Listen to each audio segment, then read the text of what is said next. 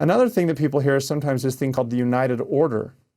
And the United Order, and granted, these terms have been used differently in the history of the church. But earliest, the United Order was called the United Firm.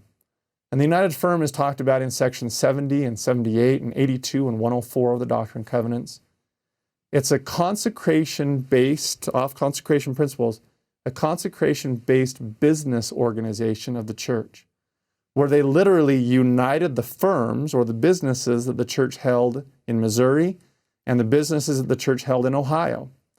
And to get to the easy version of it, they basically pooled those resources together under the heading of the church's businesses. And then church leaders ran those businesses. The proceeds from those businesses were used to pay for full-time church leaders living.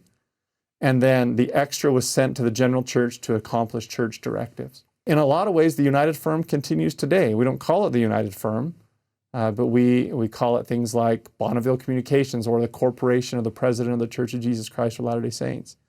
And the church holds businesses, and different church leaders run those, oversee those, and we use them to care for full-time church leaders and to accomplish the purposes of the church. So that's another application.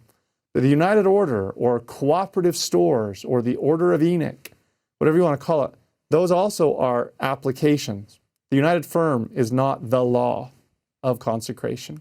That's why scholar Steve Harper said that just because the United Firm dissolved after we get kicked out of Independence, Missouri, and then we flee Kirtland because of apostasy, and the United Firm basically collapses, and there's a revelation from the Lord saying, let's cease that United Firm, don't interpret that as the law of consecration going away. Steve Harper says, quote, some Latter-day Saints mistakenly think that this process, the dissolving of the United Firm, ended the law of consecration.